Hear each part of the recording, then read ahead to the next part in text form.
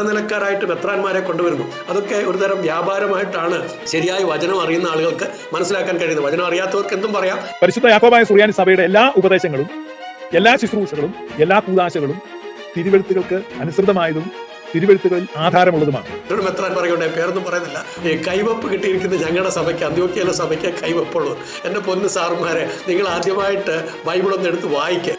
ഞാൻ വീണ്ടും പറയുകയാണ്, അത് യാക്കോബായ സഭയ്ക്കകത്ത് ചില കുരുക്കുകളുണ്ട്. സെന്റ് പോൾസ് എന്നൊക്കെ പറഞ്ഞു, സെന്റ് ജോൺസ്, അവന്മാരുടെ കൂടെ പറയും.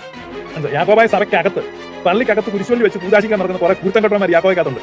അവന്മാരുടെ പറയുന്നത് യാക്കോബായ സഭയുടെ എല്ലാ ഉപദേശവും വേദപുസ്തകം അനുസൃതമാണ്, വേദപുസ്തകത്തിന് വിരുദ്ധമായിട്ടുള്ളതൊന്നുമില്ല. നിനക്കൊക്കെ സംശയമുണ്ടെങ്കിൽ എതിർപ്പുണ്ടെങ്കിൽ ഞാൻ പറഞ്ഞുതരാം. അത് നിങ്ങളുടെ വ്യാപാരത്തിന് വേണ്ടിയിട്ടല്ലേ, നിങ്ങളുടെ അധികാരമോഹമല്ലേ? നിങ്ങളൊന്ന് ആലോചിച്ച് നോക്കി. നിങ്ങൾ തന്നെ മരിച്ചു കഴിഞ്ഞാൽ ഇവിടെ ഇരിക്കുന്ന ഇത് കേൾക്കുന്ന മെത്രാന്മാർ കേൾക്കുമെന്ന് എനിക്ക് അറിഞ്ഞുകൂടാ. കത്തോലിക്ക ബാബാമാരടക്കമുള്ള എല്ലാ മെത്രാന്മാരെയും കൂടി ഉദ്ദേശിച്ചുകൊണ്ടാണ് ഞാൻ പറയുന്നത്. പൗരോഹിത്യമില്ല, കൈവപ്പില്ല, പിന്തുടർച്ചയില്ല.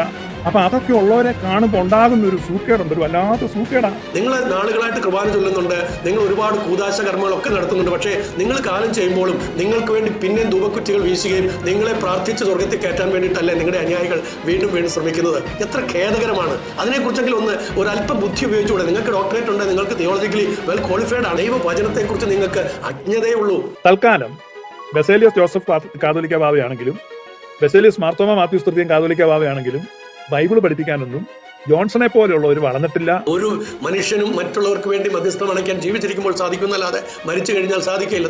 അദ്ദേഹത്തോട് നല്ലിടയനെ ഞങ്ങൾക്ക് വേണ്ടി അപേക്ഷിക്കണമെന്ന് പറഞ്ഞാൽ ഇതിൽ പരം വിഡ്ഢിത്തരം എന്താണ്? ഈ വിഷയം ചർച്ച ചെയ്യുന്നു ചോദിച്ചപ്പം മുസ്ലിങ്ങളെയൊക്കെ വെല്ലുവിളിച്ച് ആരടാ ചർച്ചക്കാരിൽ ഉണ്ടോടാ എന്നൊക്കെ ചോദിക്കുന്ന ഈ തേക്കടയിലെ ജോൺസൺ ഒന്ന് പരിങ്ങി.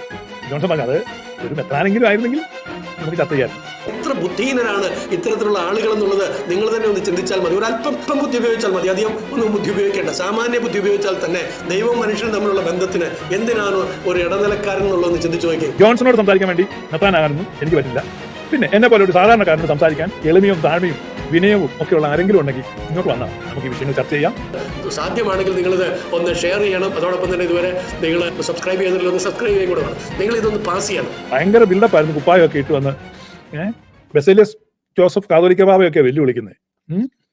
ബസേലിയസ് ജോസഫ് കാതോലിക്ക ബാവയ്ക്ക് ബൈബിൾ അറിയത്തില്ല, ബസേലിയസ് മാത്യൂസ് തൃതീയനും ബൈബിൾ അറിയത്തില്ല. കാര്യം ഞാൻ എപ്പോഴും വിമർശിക്കുന്ന ഒരാളാണ് ഇന്ത്യൻ ഓർത്തഡോക്സിലെ മാത്യൂസ് തൃതീയൻ കാതോലിക്ക ബാവയെങ്കിൽ അദ്ദേഹം സേവറിയസ് മെത്രാച്ചനായിരുന്ന സമയത്ത് എഴുതിയിട്ടുള്ള ദൈവശാസ്ത്ര ഗ്രന്ഥങ്ങളൊക്കെ ഉണ്ട്. അതൊക്കെ എൻ്റെ ഇപ്പോൾ ഞാൻ വായിച്ചിട്ടുണ്ട്. അപ്പം വേദപുസ്തകം നന്നായിട്ട് അറിയാവുന്നതും ദൈവശാസ്ത്രം നന്നായിട്ട് അറിയാവുന്ന ഒരു വ്യക്തിയാണ്, നന്നായി പഠിച്ചിട്ടുള്ള ഒരാളാണ് നമ്മുടെ ഈ ഇന്ത്യൻ ഓർത്തഡോക്സിലെ കാതോലിക്ക ബാവ. യാക്കോബായ ബാവായ്ക്കും അത്യാവശ്യം വേദപുസ്തകമൊക്കെ അറിയാവുന്ന ആൾ തന്നെയാണ്, ദൈവശാസ്ത്രം അറിയാം. അപ്പൊ ഇവരെയൊക്കെ അങ്ങ് പരിഹസിക്കാം.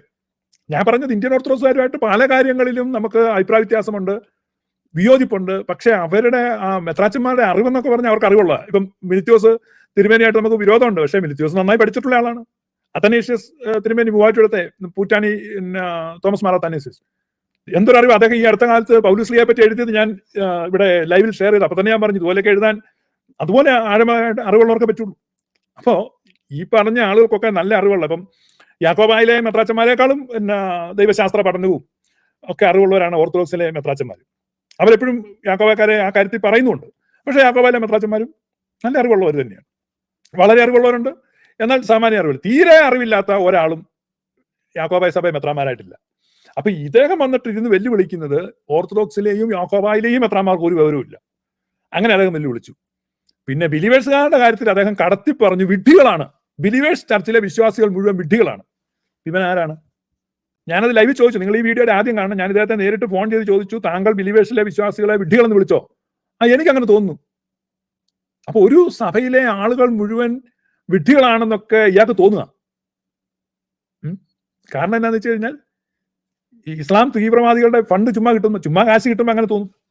ഇദ്ദേഹത്തിന്റെ ആരോപണങ്ങൾ, ഇദ്ദേഹം പറയുന്നത് മരിച്ചു കഴിയുന്നതോടുകൂടെ ഒരു മനുഷ്യൻ എന്ന നിലയ്ക്കുള്ള എല്ലാ ഫാക്കൾട്ടീസും പ്രവർത്തനം അവസാനിപ്പിക്കും, പിന്നെ ഒന്നും ചെയ്യാൻ പറ്റില്ലെന്നാണ്. മരിച്ചുപോയി എന്നുള്ളതാണ് അദ്ദേഹം പറയുന്നത്. പിന്നെ അവർക്ക് വേണ്ടി പ്രാർത്ഥിക്കാൻ പറ്റത്തില്ല, എന്തെല്ലാം കാര്യങ്ങളാണ് പറയുന്നത്. ഇദ്ദേഹം പറയുന്ന ഈ വിഷയങ്ങളെല്ലാം തന്നെ വളരെ വിശദമായിട്ട് നമ്മൾ ചർച്ച ചെയ്യുകയും പെന്തക്കോസ്തുകാരുടെയും പ്രഥനക്കാരുടെയും ഇത്തരം ബോധ്യങ്ങളും ഉപദേശങ്ങളും പരമ അബദ്ധമാണെന്ന് തെളിയിക്കുകയും ചെയ്തിട്ടുണ്ട്. നമ്മുടെ ലൈവ് വീഡിയോസ് ഒക്കെ കണ്ടിട്ടുള്ള പ്രഥനക്കാരും പെന്തക്കോസ്തുകാരും ഊരി പേടിച്ചു ദൂഷ്യങ്ങും വരത്തില്ല, എല്ലാവരും ചത്തപോലെ പൊതിച്ചു കൂടി കിടക്കുക. ഈ വിഷയം ചർച്ച ചെയ്യുന്നു ചോദിച്ചപ്പം മുസ്ലിങ്ങളെയൊക്കെ വെല്ലുവിളിച്ച് ആരടാ ചർച്ചക്കാരിലും ഉണ്ടോടാ എന്നൊക്കെ ചോദിക്കുന്ന ഈ തേക്കടയിലെ ജോൺസൺ ഒന്ന് പരിങ്ങി. ജോൺസൺ പറഞ്ഞു അത് ഒരു മെത്രാനെങ്കിലും ആയിരുന്നെങ്കിൽ നമുക്ക് ചർച്ച ചെയ്യാമായിരുന്നു. അപ്പൊ മനസ്സിലായല്ലോ, ഇത്രേ ഉള്ളൂ ജോൺസൺ തേക്കടയിൽ. ജോൺസൺ തേക്കടയിൽ പറയുന്ന ബാക്കിയെല്ലാം ബള്ളും ബോഷ്കുമാണ്. നിങ്ങൾക്ക് കേൾക്കണമെങ്കിൽ കേൾക്കാം, ഇതിനകത്തൊരു അർത്ഥമില്ല. ഈ വിഷയങ്ങൾക്കെല്ലാം കൃത്യമായിട്ട് നമ്മൾ മറുപടി പറഞ്ഞിട്ടുള്ളതാണ്. ഈ തേക്കടയിലെ ജോൺസൺ പറയുന്ന ഏതെങ്കിലും വിഷയത്തിൽ നിങ്ങൾക്ക് സംശയം ഉണ്ടെങ്കിൽ ഞങ്ങളെ കോൺടാക്ട് ചെയ്യുക. ആ വിഷയം വിശദീകരിക്കുന്ന വീഡിയോ നിങ്ങൾക്ക് അയച്ചു തരാം. അതിനെല്ലാം മറുപടി ഓൾറെഡി നമ്മൾ പറഞ്ഞിട്ടുണ്ട്. അതുകൊണ്ട് വീണ്ടും ഈ വിഷയം പ്ലേ ചെയ്ത് ഒരു മറുപടി പറയേണ്ട ആവശ്യമില്ല. Already all those questions answered. അപ്പം വളരെ നന്നായിട്ട് ഉത്തരം പറഞ്ഞിട്ടുള്ള വിഷയങ്ങളേ ഉള്ളൂ. അതുകൊണ്ട് അത് ആവർത്തിക്കേണ്ട ആവശ്യമില്ല. ചർവിത ചർവണത്തിന്റെ ആവശ്യമൊന്നുമില്ല. എല്ലാ വിഷയങ്ങളും പറഞ്ഞിട്ടുള്ളത്. ഇനി ഈ വിഷയത്തിൽ, അതായത് ഇദ്ദേഹം പറഞ്ഞ മരിച്ചവരോട് വാങ്ങിപ്പോയവരോടാണ് സാധാരണ സുറിയാനിക്കാർ പറയുന്നത്. മരിച്ചു എന്ന് പറയത്തില്ല. എല്ലാവരും ജീവിച്ചിരിക്കുന്നു, ദൈവത്തിന് എല്ലാവരും ജീവിച്ചിരിക്കുന്നത് യേശു കർത്താവ് പറഞ്ഞ സുവിശേഷത്തിലുണ്ട്. അതുകൊണ്ട് ഈ ജോൺസൺ എന്ന് പറയുന്ന ഈ വ്യക്തിക്കാണ് ബൈബിൾ അറിയാൻ പാടില്ലാത്തത്. പരിശുദ്ധ യാക്കോബായ സുറിയാനി സഭയുടെ എല്ലാ ഉപദേശങ്ങളും, എല്ലാ ശുശ്രൂഷകളും, എല്ലാ കൂദാശകളും തിരുവെഴുത്തുകൾക്ക് അനുസൃതമായതും തിരുവെഴുത്തുകളിൽ ആധാരമുള്ളതുമാണ്. ഞാൻ വീണ്ടും പറയുകയാണ്, അത് യാക്കോബായ സഭയ്ക്കകത്ത് ചില കുരുപ്പുകളുണ്ട്. സെന്റ് പോൾസ് എന്നൊക്കെ പറഞ്ഞ്, സെന്റ് ജോൺസ്, അവന്മാരോടും കൂടിയാണ് പറയുന്നത്. മനസ്സിലായി? യാക്കോബായ സഭയ്ക്കകത്ത്, പള്ളിക്കകത്ത് കുരിശുവള്ളി വെച്ച് കൂദാശിക്കാൻ നടക്കുന്ന കുറെ കുരുത്തം കെട്ടന്മാർ യാക്കോബയ്ക്കകത്തുണ്ട്. അവന്മാരുടെ പറയുന്നത് യാക്കോബായ സഭയുടെ എല്ലാ ഉപദേശവും വേദപുസ്തക അനുസൃതമാണ്, വേദപുസ്തകത്തിന് വിരുദ്ധമായിട്ടുള്ളതൊന്നുമില്ല. നിനക്കൊക്കെ സംശയമുണ്ടെങ്കിൽ, എതിർപ്പുണ്ടെങ്കിൽ ഞാൻ പറഞ്ഞുതരാം. വേദപുസ്തകം അനുസരിച്ചുള്ള കാര്യങ്ങളേ ഉള്ളൂ.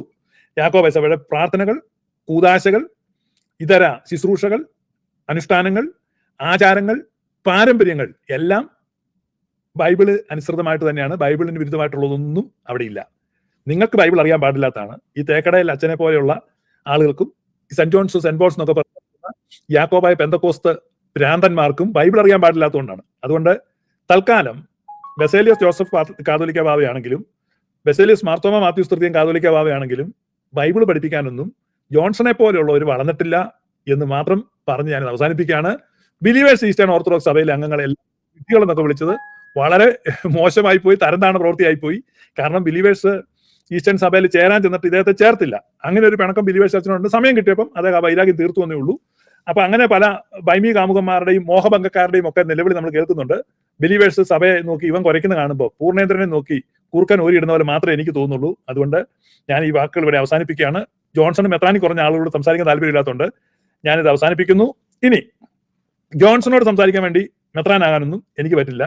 പിന്നെ എന്നെ പോലെ ഒരു സാധാരണക്കാരനോട് സംസാരിക്കാൻ എളിമയും താഴ്മയും വിനയവും ഒക്കെയുള്ള ആരെങ്കിലും ഉണ്ടെങ്കിൽ ഇങ്ങോട്ട് വന്നാൽ നമുക്ക് ഈ വിഷയങ്ങൾ ചർച്ച ചെയ്യാം, അതങ്ങ് വെടിപ്പായിട്ട് തീർക്കാം. അപ്പൊ പിന്നെ അങ്ങനെ ആട്ടെ.